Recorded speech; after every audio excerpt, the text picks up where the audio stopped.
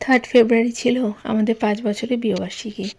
তাই সেদিন বেশ কিছু জিনিস কর্তামশাইয়ের জন্য রাত্রি 12টার সময় ব্লিঙ্কিট থেকে নিয়ে এসেছিলাম।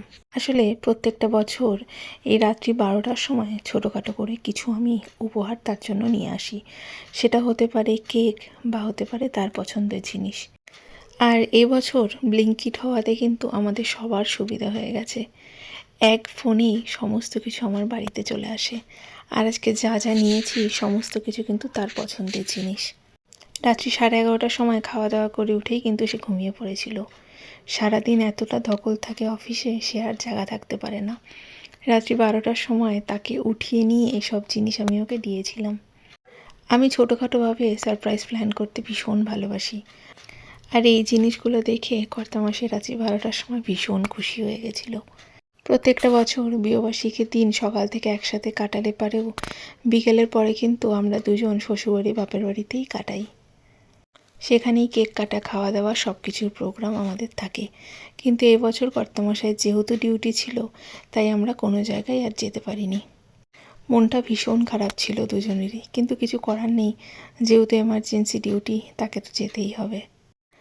তার জন্য কিছু জিনিস মিন্ত্রা থেকে অর্ডার করেছিলাম, সেগুলোও চলে এসেছে। আর আজকে তাই বিকেলবেলার থেকে একটা ছোট করে কেক বানিয়েছি। সে যখন বাড়িতে ঢুকলো তখন বাজে রাত্রি 9:30। অনেকটা লেট হয়ে গেছে অফিস থেকে ঢুকতে। তার আগে আমি কেক বানিয়ে সুন্দর করে ঘরটাকে একটু সাজিয়ে রেখেছিলাম। আমাদের জীবনের এই কয়েকটা দিনই তো বলো, যেগুলো আমরা ভালো মতো সেলিব্রেট করতে পারি। আমার মাথা যেহেতু ভীষণ গরম ছিল, অফিস থেকে আসার পথে এগুলো এনেছিল আমার জন্য। আর সকালবেলা একটু আয়োজন করেছিলাম রাত্রেবেলা চিকেন চাপ করব বলে। সকালবেলা চিকেন চাপের ম্যারিনেশনটা করেই রেখেছিলাম।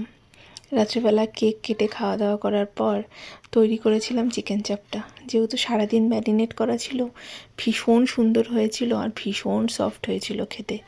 অন্য একটা দিন তোমাদের সঙ্গে গোটা চিকেন চাপের রেসিপিটা শেয়ার করব। দুজনেরই আজকে স্পেশাল দিন বলে কথা, তাই একটু যদি ভালো খাবার দাবার না হতো তাহলে কিন্তু দুজনের মনটা আরও খারাপ হয়ে যেত। যেহেতু আমরা দুজনেই হোটেলে খুব একটা খেতে পছন্দ করি না, খুব একটা কি, আমরা একদমই খেতে হোটেলে কিন্তু পছন্দ করি না। আমার মনে হয় এখন ইউটিউবের দৌলতে পড়ে সব রেসিপি আমরা একদম হাতের মুঠোয় পেয়ে যাচ্ছি। তাই একটু খাটনি করে বাড়িতেই বসে বাড়িতে বানিয়ে আরাম করে সবাই মিলে খাওয়ার মজাটাই আলাদা।